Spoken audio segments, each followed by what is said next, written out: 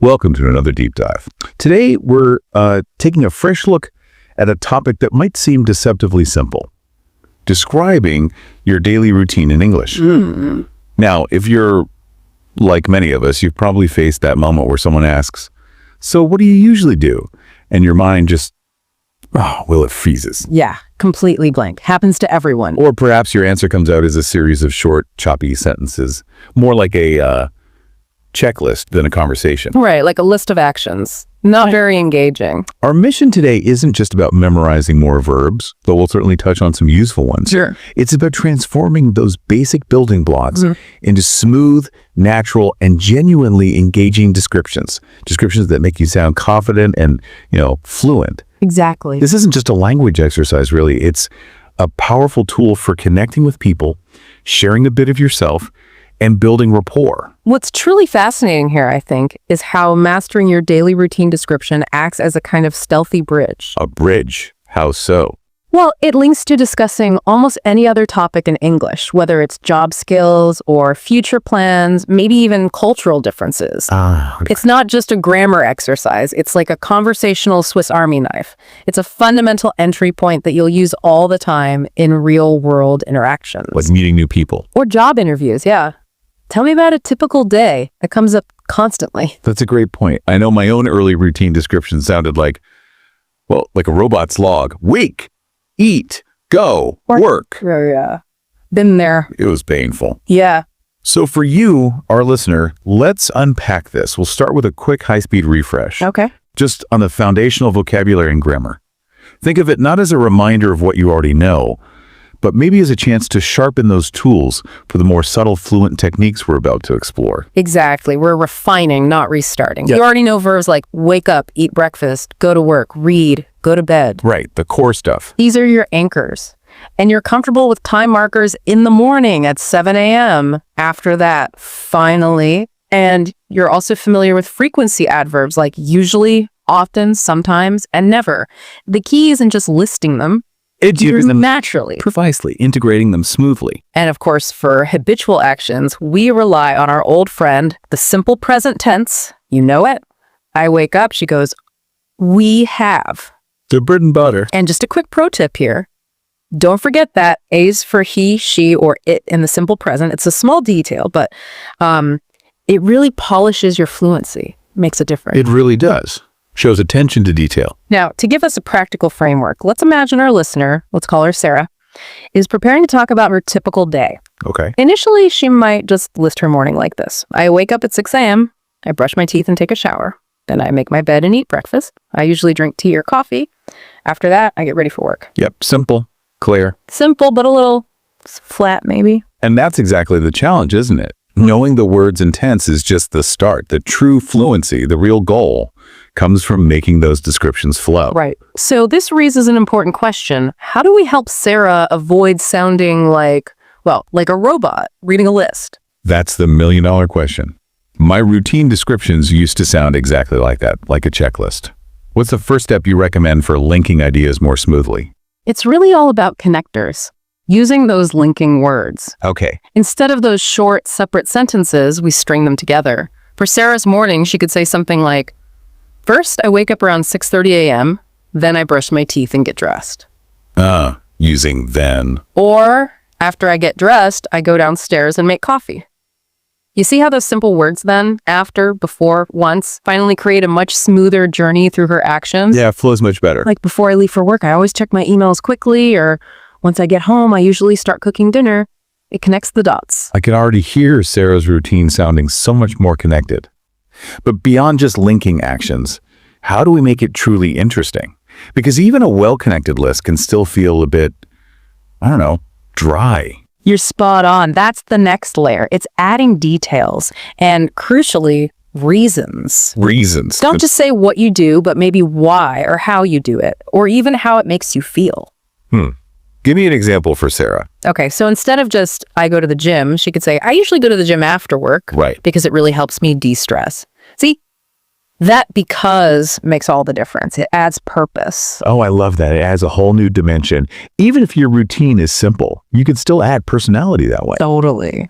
So for Sarah's daytime, instead of just, I eat lunch at 1 p.m., What could she add to make it more personal? Well, she could say, I try to read for 30 minutes before bed to help me sleep better. That shows intention and a reason. I try to. That's good. Or maybe, on Tuesdays, I have a standing coffee date with my friend Mark. That adds specificity and, personal touch. Makes it more real. Or even, I sometimes grab a quick lunch at my desk if I'm really busy. That adds both detail and a little glimpse into her work life, how she feels. Yeah, really busy. And definitely don't shy away from expressing enjoyment.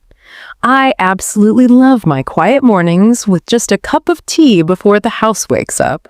That's pure personality right there. It's those little nuggets of detail and emotion that truly elevate a description from just like informative to genuinely engaging. It's like you're inviting the listener into your day. Yeah. Not just listing facts for them. Precisely. And while we're talking about details and making it natural, let's not forget how frequency adverbs sound best. Oh, yeah. Placement. Right. Typically before the main verb, so I usually have cereal for breakfast. Got it. Or after the verb be, like she is often late for meetings. Ah, good distinction. After be. It's a small grammar point maybe, but it makes a big impact on sounding natural. It just flows better. Here's where it gets really interesting, I think. Okay. Because let's face it, life isn't a strict script. My daily routine is definitely not always the same. I bet Sarah's isn't either. Absolutely not. Life happens. So how do we talk about those differences and exceptions? For Sarah, for instance, how does her weekend compare to her weekday? How can she express that? That's a common point of confusion for learners, actually. But the simplest way is just to differentiate clearly. Oh. Use phrases like, on weekdays, I get up early for work, but on weekends, I love sleeping in. Clear contrast. Okay, that's straightforward. Or, during the week, my evenings are pretty quiet, whereas on Saturdays, we often go out. Using whereas or but shows that flexibility. And what if it's not a clear weekend split, but just... Well, it depends. Like my commute, sometimes I bike, sometimes I take the bus. It depends on the weather. Exactly. Embrace, it depends. Yeah. It's a perfectly natural thing to say. So just say, it depends. Yeah, it really depends. If the weather's nice, I might walk to work. Otherwise, I take the bus. Or I don't always do the same thing. Sometimes I cook. Sometimes we order takeout. Okay. These phrases make your description flexible and, well, real. It shows you're not stuck to some rigid schedule nobody actually follows. Right. You can even use more general phrases like, my routine varies quite a bit. Or, it's not always set in stone. Makes it sound very human. This raises an important question, though.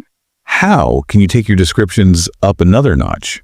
Make them sound even more fluent and engaging? I'm thinking beyond just linking words or adding reasons. Is there more? Oh, definitely. Now we're getting into the advanced polish. One key is to start incorporating phrasal verbs more naturally. Phrasal verbs, right. They're everywhere in spoken English. They really are. And not just because they're efficient, but because they often carry a more natural, idiomatic feel. They're what can make your English sound truly authentic, almost like a native speaker sometimes. So instead of just I wake, it's I wake up. What are some other great examples Sarah could weave in? Exactly. Think wake up, get up, turn on or turn off the TV or the light, Okay. hang out with friends, pick up kids or groceries, drop off kids or maybe dry cleaning, chill out or wind down in the evening, loads of them. So Sarah could say, She could say something like, I wake up, turn on the kettle, and just kind of chill out with my coffee for a bit. nice, chill out. Or I need to pick up my dry cleaning after work. It just sounds smoother, more like everyday speech. Those sound incredibly natural, and I've heard tend to used a lot instead of usually. Oh. Is that a good substitute? Or is it too formal? No, not too formal at all. Tend to is a fantastic alternative. It adds a subtle nuance, like a habit or an inclination. So instead of I usually go to bed early on Sundays. Sarah could say, I tend to go to bed earlier on Sundays. It sounds slightly softer, perhaps more natural in conversation than just repeating usually. Interesting. Good tip. And another thing, don't forget to talk about duration, how long things take. Ah, like my commute takes. Exactly. My commute takes about 45 minutes, or I spend an hour cooking dinner most nights. It adds a concrete detail that listeners often appreciate, gives a better picture. I love that. It provides a real sense of timing. And finally, you mentioned feelings earlier, but what about giving voice to preferences, what you prefer to do? Definitely. Mentioning preferences adds more of that personal touch we talked about. Meg? I prefer to exercise in the morning, or I really enjoy winding down with a book. These phrases invite the listener into your personal space a little more, make the conversation more intimate, more relatable. Right. It makes total sense. Okay, so now it's your turn, listener, to actually put this into practice. Yeah, time to try it out. We've unpacked a lot, haven't we? Oh. From that quick refresh of the core vocabulary to really adding flair to your routine descriptions. So to recap the key strategies, thinking about Sarah's journey. First, quickly refresh those key verbs and the simple present tense. Think of them as your foundation. Check. Second, link your actions smoothly using time markers and connectors like then, after, and once. Get that flow going. Connectors are key. Third, sprinkle in frequency words like usually and sometimes for that natural rhythm. Right. Fourth, add those crucial details, reasons, and feelings to make your routine real and relatable. Why you do things. The personal touch. Fifth, don't forget to talk about variations and exceptions using phrases like on weekdays versus on weekends or it depends. Show that flexibility. Acknowledge real life. And finally, experiment with those phrasal verbs and phrases like tend to for extra fluency points. Really polish it up. Give it that natural edge. So here's a challenge for you listening. Write it down. Jot down your basic routine using the techniques we covered. Focus on how it flows, not just listing what you do. Good first step. Number 2, record yourself. Use your phone. Describe your day for maybe 1-2 minutes. Then listen back. How does it actually sound? Where can you add more flow or details or maybe some of that flair? Listening back is so powerful. You hear things differently. Totally. Number 3, find a conversation partner. Tell a friend, a language partner, or honestly, even just talk to your pet about your day. The more you practice speaking it, the more natural it becomes. Practice out loud is crucial. And number 4, be observant. Listen to native speakers in movies, podcasts, or just real life. How do they describe their routines? Pick up phrases you like. And remember, the goal isn't perfection. Not at all. Focus on communicating clearly and naturally. That's the win.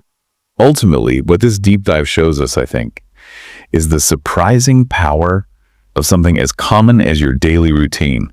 It's not just a list of tasks, is it? No, it's much more. It's a deeply personal and unique reflection of who you are.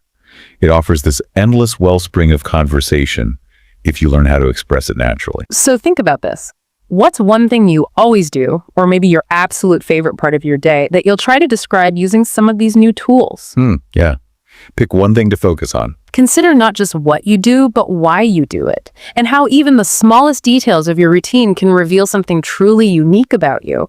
How might describing your routine in English open up new connections, or maybe even insights about yourself that you hadn't anticipated? Interesting thought. Keep practicing your routine every day, and soon talking about it in English will feel, well, natural. Enjoyed the video? Don't forget to like, comment, and share. Subscribe for more English learning videos. See you in the next lesson.